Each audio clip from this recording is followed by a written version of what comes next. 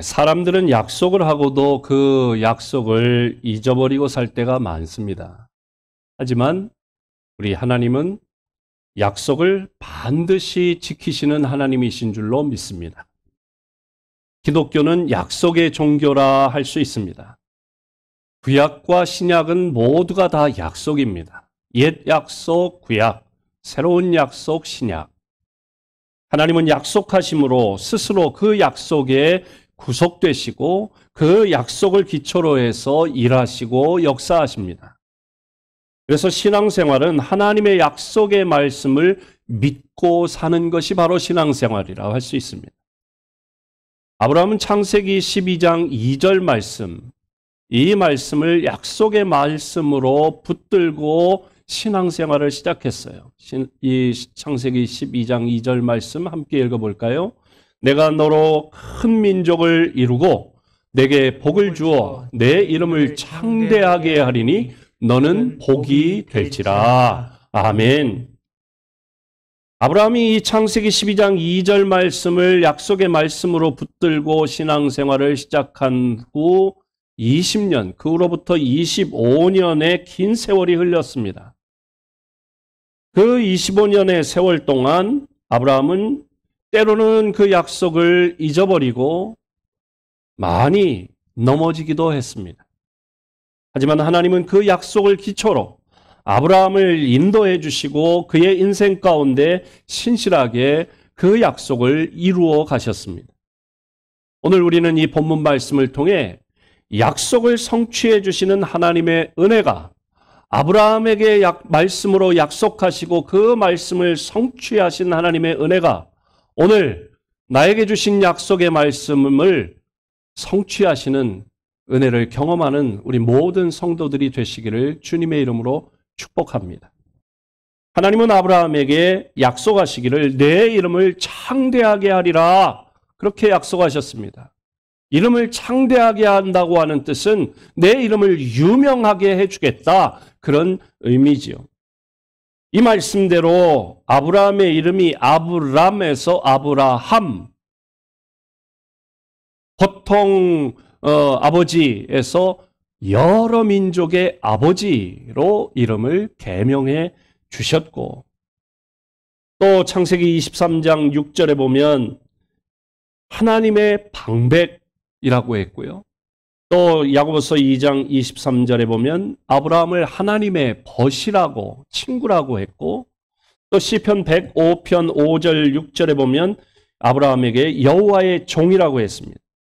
또 로마서 4장 16절에 보면 이스라엘의 조상 믿는 자의 조상이라고 아브라함이 그렇게 불려지면서 그 이름이 존귀하게 되고 유명하게 되었습니다. 그런 가운데 오늘 본문에서는 아브라함을 선지자라고 그렇게 부르시고 계십니다. 7절 말씀에 보니까 함께 읽습니다. 시작. 이제 그 사람의 아내를 돌려보내라. 그는 선지자라.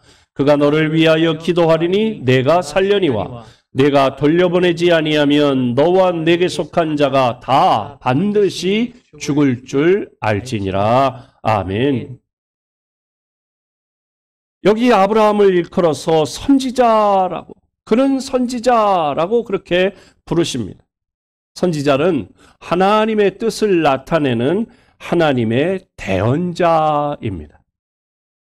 하나님은 아브라함을 통해 세상에 당신의 뜻을 나타내십니다.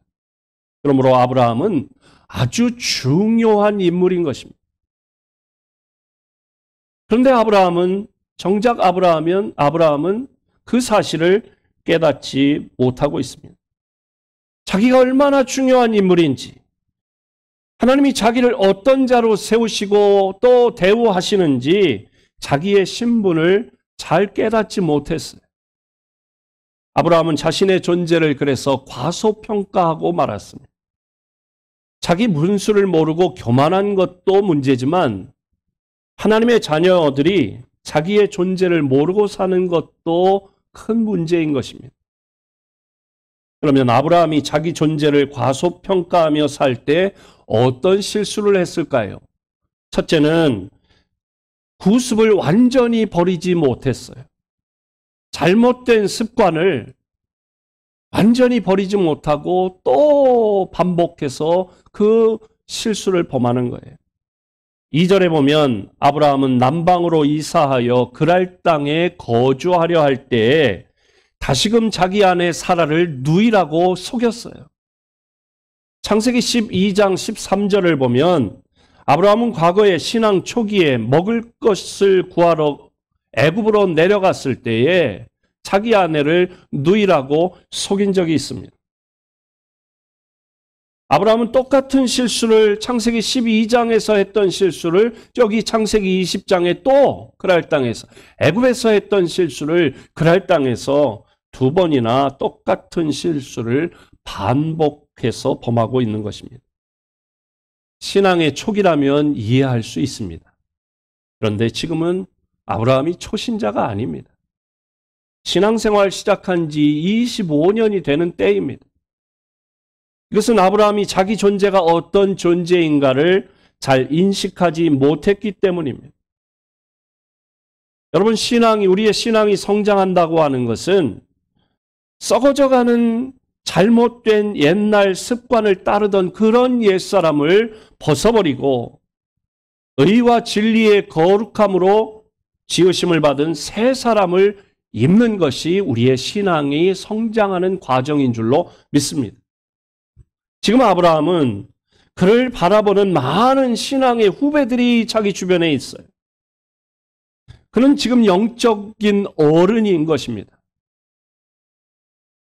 지도자는, 어른은 말 한마디, 행동 하나를 함부로 하면 안 됩니다. 왜냐하면 그 영향력이 교회에 미치고 가정에 또 사회에 그 영향력이 끼치기 때문입니다. 7절을 보면 아브라함의 실수로 그 주변에 많은 사람들이 다 곤란을 당하는 것을 볼 수 있습니다. 그러므로 우리가 신앙생활할 때에 개인 신앙에서 역사 신앙으로 우리의 신앙이 자라나야 하는 것입니다. 과거 신앙이 어릴 때는 자기 믿음 하나 지키는 것도 힘이 들어요.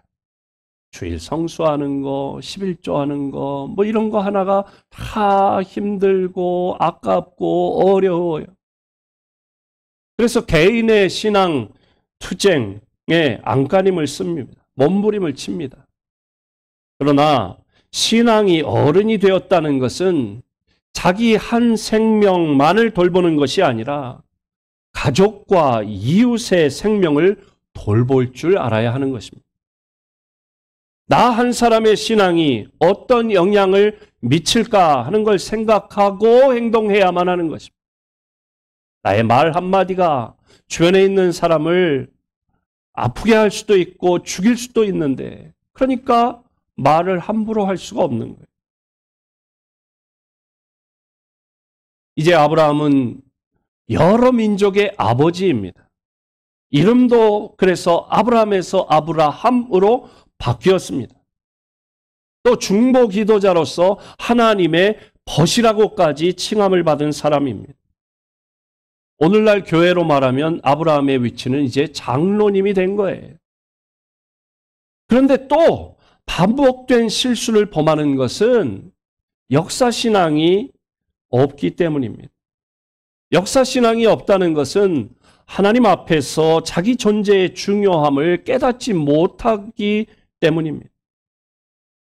여러분, 어른이 되었으면 가릴 것은 가리고 절제할 것은 절제하고 하지 말아야 할 것은 하고 싶어도 하지 말고 또 해야 할 것은 찾아서 하는 본을 보이는 것이 어른이고 신앙의 어른인 것입니다.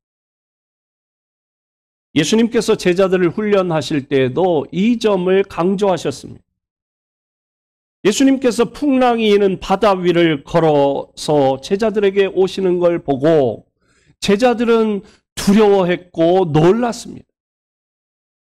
그리고 예수님께서 풍랑을 잠잠케 하시자 또 놀라며 호들갑을 떨었어요.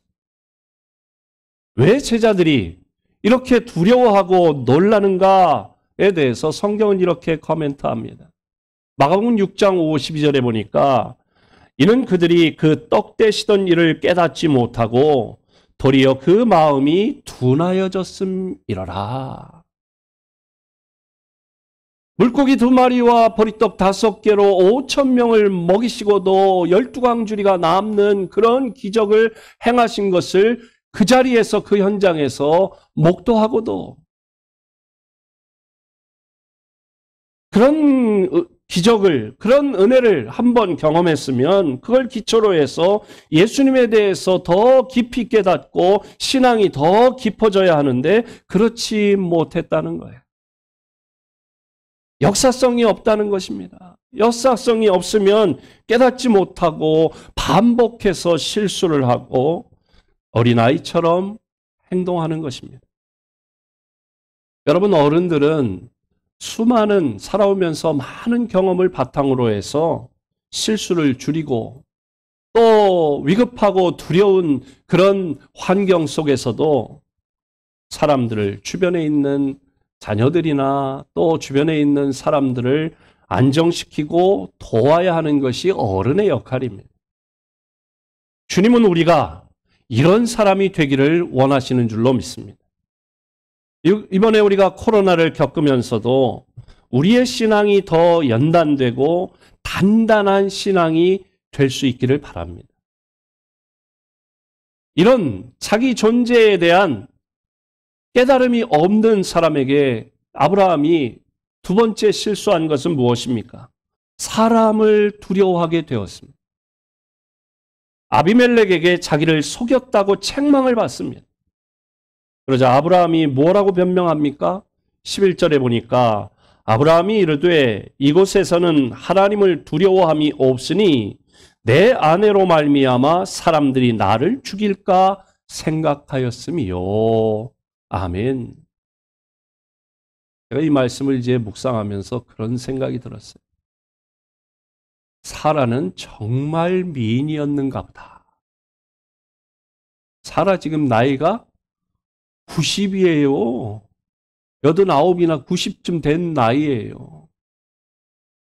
근데 그 미모가 얼마나 빼어났으면 자기 여자를 삼으려고 그렇게 하는 이들이 있었는가. 째째하게 아주 아브라함은 참 어떤 면에서 보면 참 모질이 같아요. 예. 아내가 너무 예뻐서 아내 뺏으려고 자기를 죽일까 봐 두려워가지고 누이라고 그렇게 하라고, 가는 곳마다 그렇게 하라고, 그런 생각을 합니다. 오늘 영상으로 예배하는 우리 여자 성도님들, 또 오늘 이렇게 예배드리는 모든 우리 성도님들 뵈니까 살아 뺨치는 미모들이신 줄로 믿습니다. 눈치 없는 이들은 아멘도 안 하고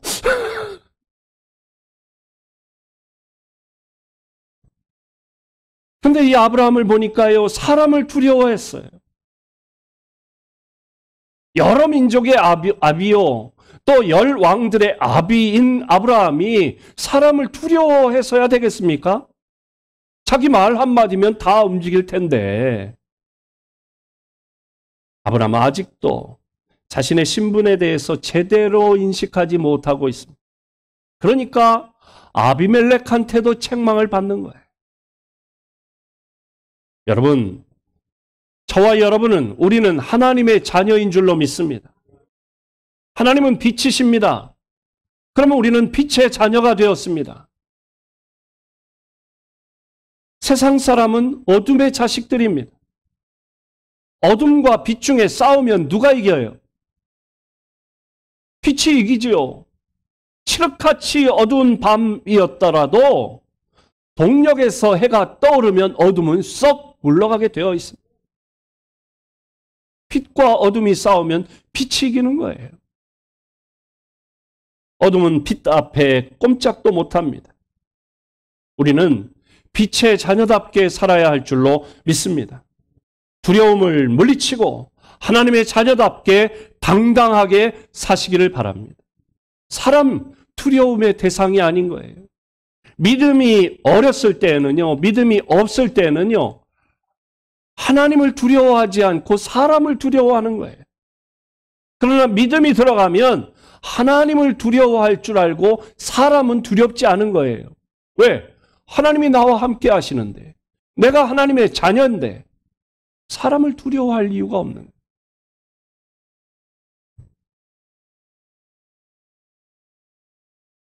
어두워진 세상 가운데 빛의 자녀된 우리들은 빛으로 살아야 할 줄로 믿습니다. 찬송가 502장 1절 가사에 보면 빛의 사자들이여 어서 가서 어둠을 물리치고 주의 진리 모르는 백성에게 복음의 빛 비춰라. 우리 함께 1절 찬양하겠습니다.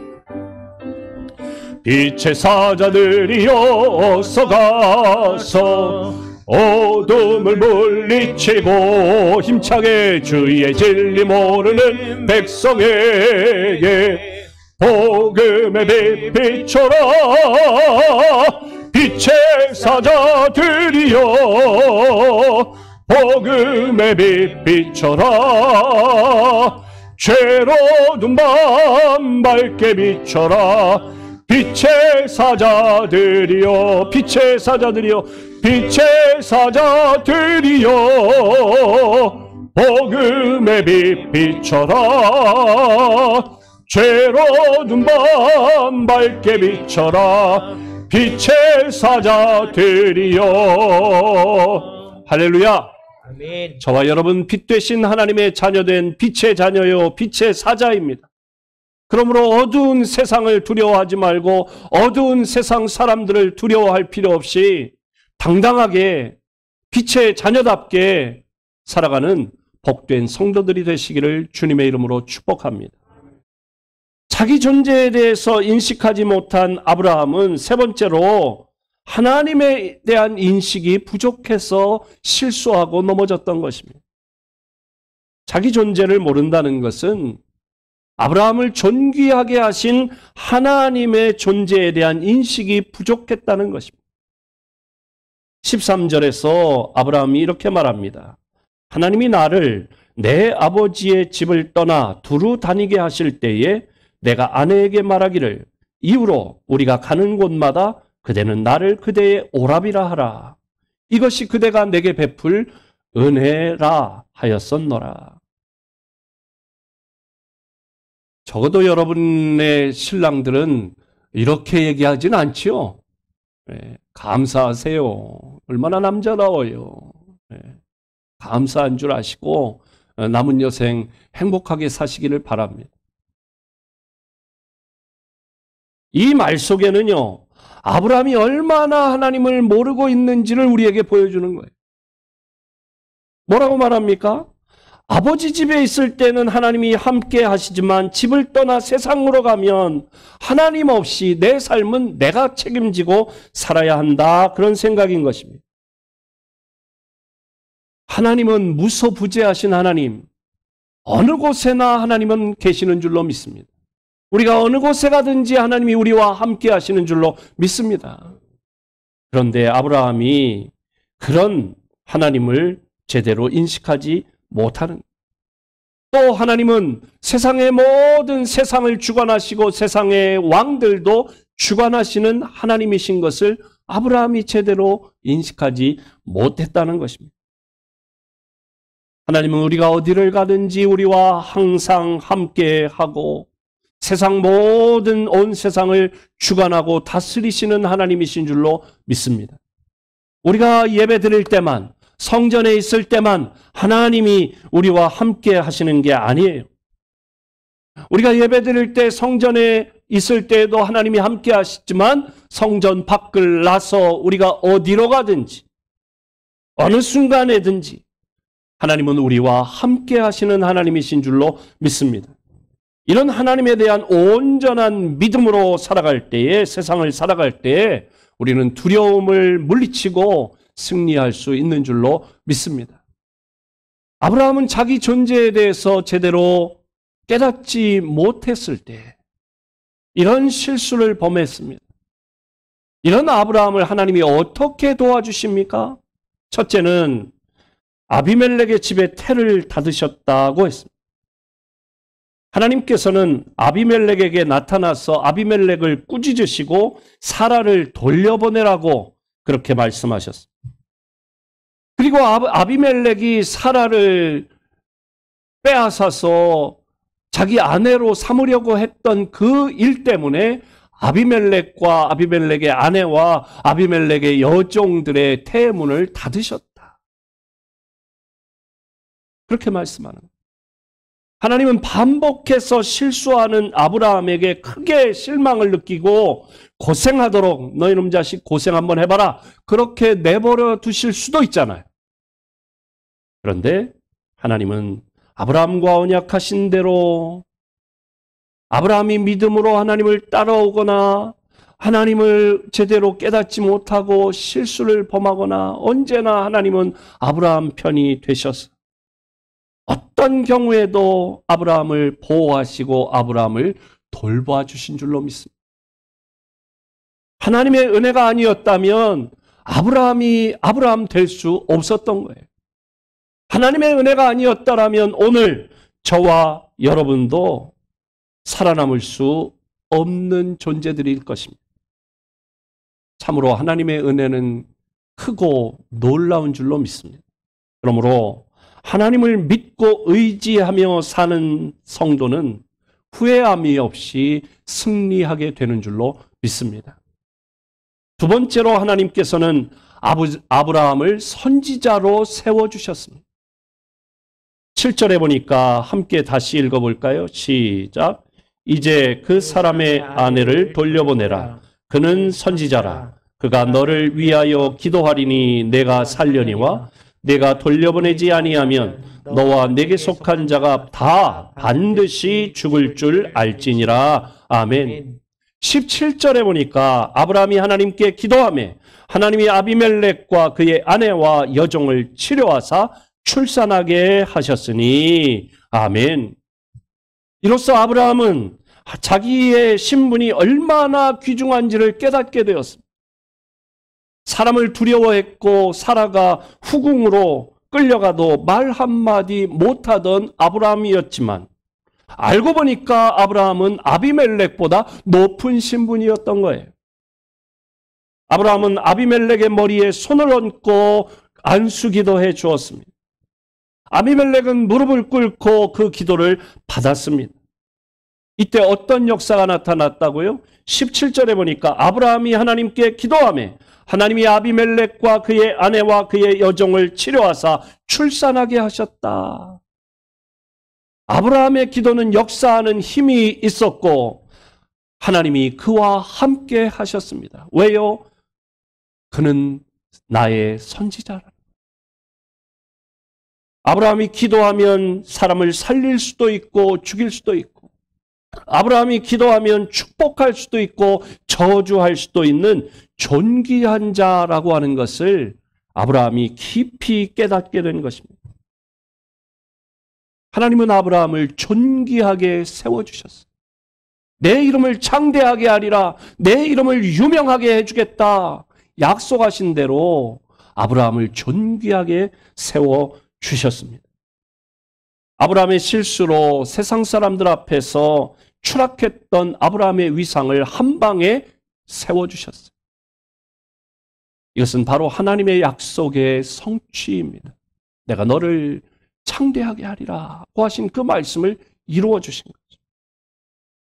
또 아브라함과 함께 하시겠다고 하는 하나님의 약속, 너를 저주하는 자는 내가 저주하고 너를 축복하는 자에게 내가 축복하시겠다고 하는 그 약속, 하나님은 그 약속을 신실하게 이루어 주시고 그 약속대로 아브라함을 인도하시고 축복하고 계신 것입니다. 참으로 하나님은 은혜의 하나님이신 줄로 믿습니다. 약속을 반드시 이루어 주시는 하나님이십니다. 이 하나님이 이렇게 아브라함과 함께 하시고 아브라함을 도우시고 아브라함에게 약속하신 말씀을 성취해 주신 하나님이 바로 저와 여러분의 하나님이신 줄로 믿습니다.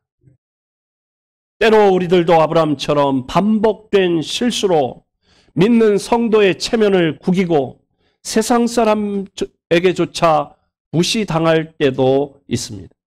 그러나 낙심하지 마십시오. 아브라함도 그랬다는 거예요. 믿음의 조상, 그러니까 너무 어마어마한 믿음을 가져서 우리가 범접할 수 없는, 흠이 없는, 무결한, 결점이 없는 사람이 아니고 아브라함도 실수하고 넘어지고 그랬다는 거예요. 그러니까 우리에게도 희망이 있는 거예요. 낙심할 필요가 없습니다. 그러면서 아브라함이 실수하고 넘어지면서 그때마다 내가 실수했는데도 하나님이 나를 체면을 세워주시고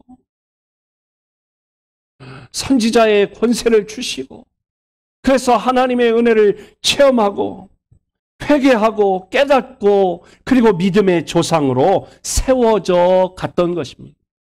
하나님이 그렇게 빚어 가신 것입니다. 오늘 우리들도 부족하지만, 그래서 넘어지지만, 그러나 아브라함을 선지자 삼으신 하나님께서 오늘 우리들도 부족하지만 세상의 선지자로 하나님이 우리를 세우시는 줄로 믿습니다. 세상에 대하여 우리는 선지자입니다. 우리 가정에서 우리는 선지자입니다. 우리의 일터에서 하나님이 우리를 선지자로 세우시기를 원하십니다. 또 여러분의 무슨 친구 모임, 동창 모임, 무슨 친목, 무슨 모임에서도, 그 모임에서도 하나님께서 저와 여러분을 선지자로 세우시기를 원하십니다. 아니, 세우셨습니다. 그러므로 우리가 영적인 자존감을 잃지 말고 세상을 위해서, 가정을 위해서, 일터를 위해서, 또 내가 만나는 사람들을 위해서 기도하고 축복하며 선지자로서의 사명, 축복의 통로로서의 사명, 믿음의 조상으로서의 사명을 감당하는 이번 추석 명절이 되시고 남은 생애가 되시기를 주님의 이름으로 축복합니다. 하나님 감사합니다. 오늘도 하나님의 귀한 말씀을 주시니 감사합니다. 하나님께서 아브라함을 부르시고 내가 너에게 복을 주고 너를 복의 근원을 삼고 너를 축복의 통로로 삼겠다.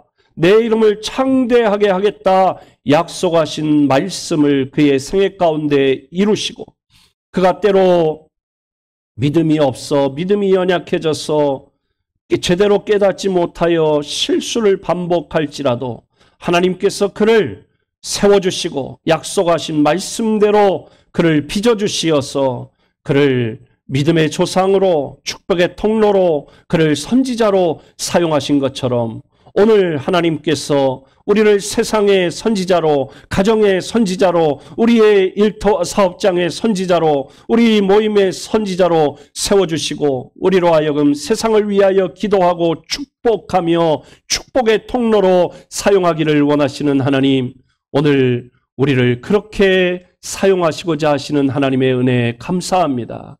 하나님, 우리가 부족하지만 주신 이 선지자의 사명을 감당할 수 있도록 성령의 능력과 은사와 지혜로 기름 부어 주시옵소서. 예수님의 이름으로 기도하옵나이다. 아멘.